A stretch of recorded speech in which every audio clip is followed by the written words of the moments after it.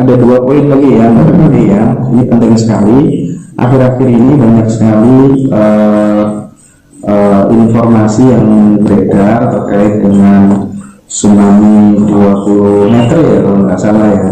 Nah itu kan kemudian timbul kekhawatiran dan lain sebagainya. Barangkali yang bisa memberikan statement penak dulu ya kan, kenapa kok bisa seperti itu dan solusinya bagaimana ya.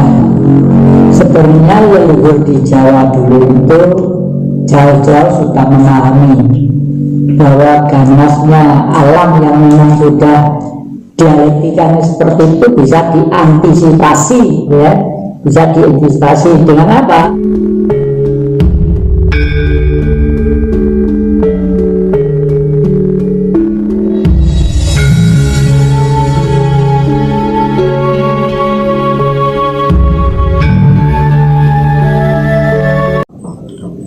Ilmu politik 1 kontainer dan kitab suci 1 kontainer saya ringkes jadi 1 lembar.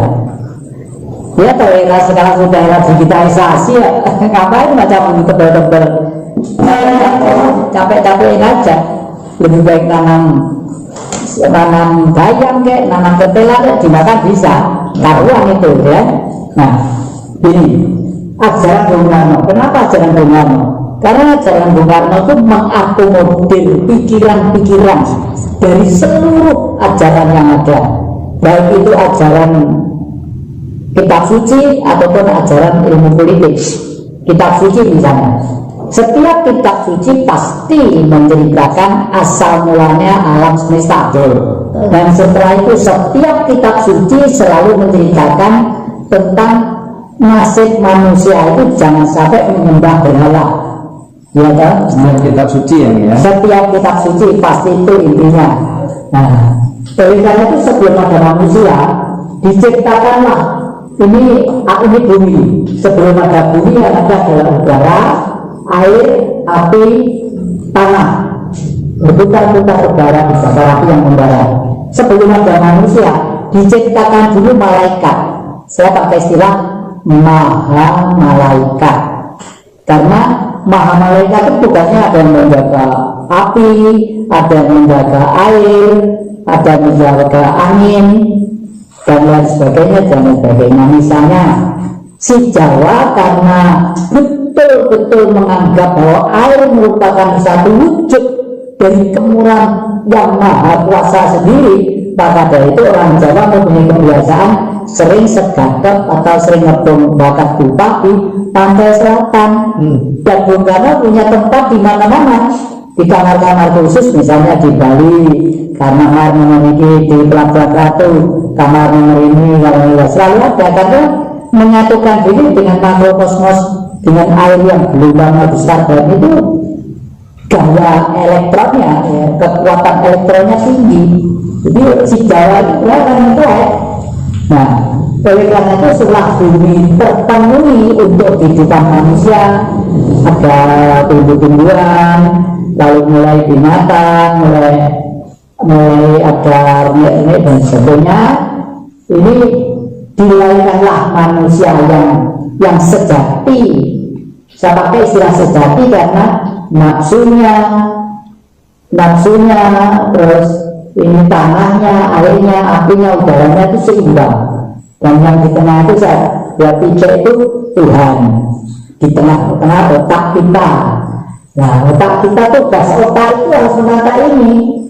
Otak ini, saya senang buat rumah yang gini-gini gede, di rumah saya di kolam gede, macam-macam kayak keraton. Tapi waktu saya membeli semen, waktu saya membeli cat, nipu orang atau tidak? Ya, mencuri atau tidak? Itu nggak boleh. Jangan dipikir itu nanti tidak ada dampaknya, ada. Tetap ada. Karena sebenarnya pada waktu kita berbuat non manusiawi itu dampaknya ada terhimpun di dalam tubuh kita, akhirnya menutup sang jiwa tadi itu. Nah, setelah ada manusia, baru ada yang namanya nabi. Nabi itu istilahnya pemimpin. Setiap gerombolan orang pasti dipimpin salah seorang.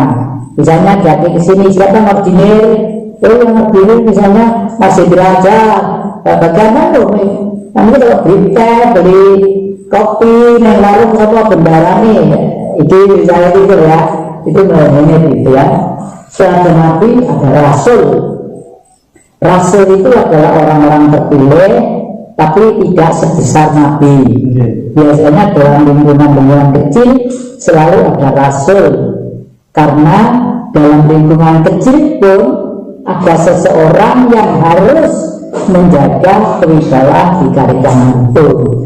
Nah, setelah itu semua dimodernisir oleh Bung Karno. Ilmu ini namanya marhainisme. Marhain itu manusia yang menderita, bukan karena miskin, bukan karena malas, bukan karena bodoh, tapi menderita karena sistem. Akhirnya marhainisme. Akhirnya tahun 1927 di Bandung Selatan. Akhirnya pada waktu Indonesia sudah akan menyampaikan kemerdekaannya, Bung Karno itu dimohon untuk bisa pidato. Bung Karno sebelumnya juga datang ke Mendiang Asri Masari, ke ini, ke Novatum, segala macam, semuanya tokoh-tokoh lama itu. Bung Karno akhirnya membuat kesimpulan, adalah kita harus mempunyai fundament dasar di negara ini yang tegas, yaitu 5, menjadi Pancasila. Semula marxisme isinya 3, ya, religius, manusiawi, dinamis. Jadi orang Indonesia dengan sergap, rajin bekerja, bukan orang malas, ya. Religius, semua yang dikerjakan itu selalu sumarah atau pasrah terhadap Sang Maha Kuasa. Itu religius. Manusiawi, karena dia bekerja itu untuk menghidupi anaknya, keluarganya, besok masa besarnya, itu kan masuk manusiawi banget, ya.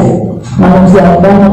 Lalu dinamis artinya pantang menyerah, tidak mau istirahat, terus ada yang dikerjakan. Nah, ini akan menimbulkan tata kehidupan yang adil dan beradab. Kalau ikut Tuhan jalannya ini, kalau ikut setan jalannya ini. Kenapa kalau ikut setan jalannya ini? Pada waktu malaikat diciptakan, itu malaikat itu ada yang nakal, ada yang tidak. Kalau yang tidak nakal itu membantu manusia sesuai dengan fungsinya, yang nakal itu akhirnya karena malaikat itu terdiri dari api dan udara saja, tanah dan airnya tidak ada, dan airnya. Jadi makanya tidak bisa dilihat sampai hari ini. Nah, karena malaikat itu sebagian itu ada yang tidak mau sujud ke manusia, akhirnya malaikat itu mempengaruhi manusia-manusia yang semestinya seperti ini menjadi ini. Ingin kekuasaannya itu ekspansi sebesar-besarnya, ingin yang mewah-mewah segala macam, tapi keberanian untuk sucinya sedikit. Ini adalah orang kapitalis, ya. Kapital itu modal, resiko orangnya. Kapitalisme itu adalah fahamnya. Yang tadi saya katakan, manusia hidup itu secara ekonomi harus mencari keuntungan sebesar-besarnya dengan modal dan ongkos yang sekecil-kecilnya. Itu ya. Akhirnya dari ini, ya ini akibatnya disebut sekuler.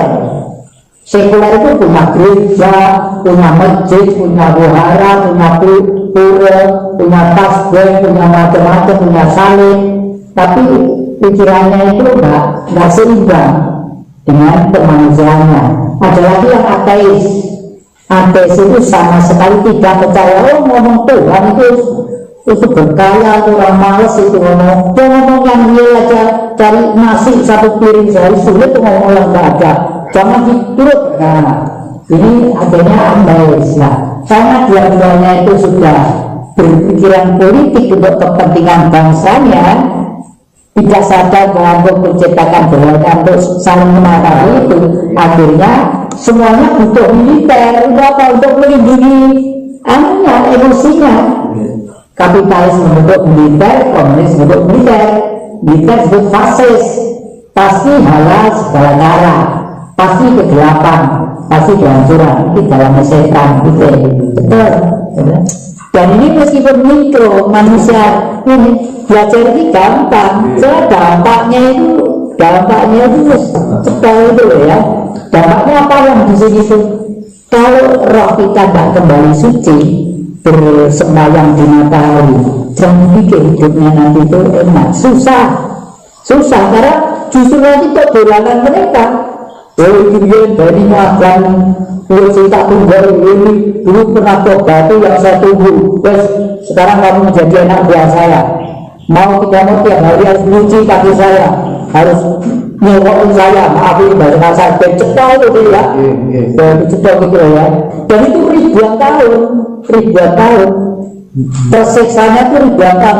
Kalau selama manusia mungkin umurnya sekitar 70-80 tahun lah, tapi di alam sana ribuan tahun.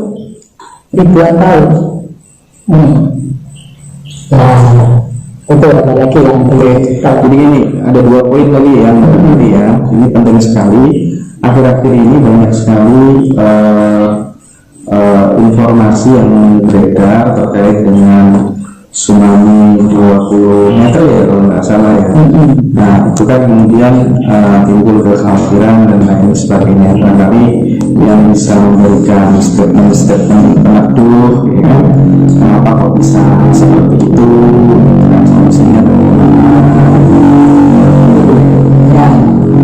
Sebenarnya leluhur di Jawa dulu itu jauh-jauh sudah memahami bahwa ganasnya alam yang memang sudah dialektikan seperti itu bisa diantisipasi ya, bisa diantisipasi dengan apa? Dengan membuat tempat-tempat yang disakralkan. Disakralkan itu adalah dipelihara dengan baik, penuh dengan etika dan kesopanan. Misalnya kalau di situ ada biru, lalu ada lagi waktu gede, tempat peninggalannya pendek dan kalau Kelus pun ada ini, Jawa Tengah ada apa, seluruh Nusantara itu pasti ada. Semacam kayak bunden-bunden gitu ya? Termasuk bunden-bunden. Karena bunden itu kan bekas tempat beliau berada. Tapi sokmanya beliau masih setia di sana. Nah, sokma itulah yang mampu mendeteksi akan semuanya itu. Jadi kalau karena malaikat itu adalah titah gaib, kita bila perlu mendatangi mereka bisa ya. Misalnya pada waktu saya pakai istilah saya menggulingkan Orde Baru, saya hanya dua orang dengan wanita seperti ini, bersegede ini, umur 27 waktu itu, namanya Maharani Sita ya. Kenapa? Kalau terlalu banyak menunggukan Orde Baru itu pasti karena ketahuan, karena lebih kuasa, budenya banyak, mulai pistol sama meriam kok, kita ketepil aja nggak punya kok. Dan kita tanya kepada leluhur, datang Gunung Lawu, datang ini, dan termasuk ke pantai selatan. Suatu saat karena sudah capek bertahun-tahun ya, sama dengan saya dengan Mbak Rani itu di Pelabuhan Ratu, Mbak Rani, ayo kita mbak kita sudah pergi itu loh di Ratu Karang di sana itu. Tapi jangan Mbak, sekarang pagi airnya roh, tapi kalau nanti jam sekian airnya gede itu batu itu nggak kelihatan, nggak apa-apa. Kalau memang saya dan Mbak Rani itu bukan lakunya, ya telan sama sudah tidak ada takut, percuma, memalukan. Saya sudah meninggal anak, meninggal istri, meninggal ini, gitu ya. Terus akhirnya di sana dua air itu datang satu rumah gitu ya, tak boleh jadi plak gitu, batin itu jemplak, mbak tahu sih brand gitu ya. Di atas satu, di atas saya, lalu udah gitu jatuh ke Batu Karang sekian. Terus saya pergi ke Jatinegara, saya buat lontin, yang satu untuk beliau, yang satu untuk saya. Nggak tahu beliau sekarang di mana. Saya cari nggak ketemu kalau nggak salah, terakhir hidup dengan suaminya orang Madura, tapi nggak tahu di mana ya. Jadi nanti itu kalau diajarkan kepada anak-anak gampang, karena marinisme itu adalah real, gampang diterima oleh otak siapapun ya. Kalau ada statement yang mengatakan bahwa kemudian nanti bencana itu merupakan ulah Roro Kidul, itu ya sepakat enggak ya? itu memang air itu sendiri. Kita sudah cerita ya sepakat juga. Keluar bahasa Jawa kadang-kadang seperti itu. Dan air itu kalau nggak salah dia saya kasih cerita, air itu perwujudan Tuhan. Perwujudan Tuhan itu air itu. Kalau saya ceritanya di kampung dianggap saya orang sendiri. Ya tapi nggak apa-apa, ya kan nggak apa-apa. Kalau saya nggak melakukan itu ya apa? Kenapa wujudan dari beliau? Buktinya bumi bisa nggak air, tubuh kita 70% air.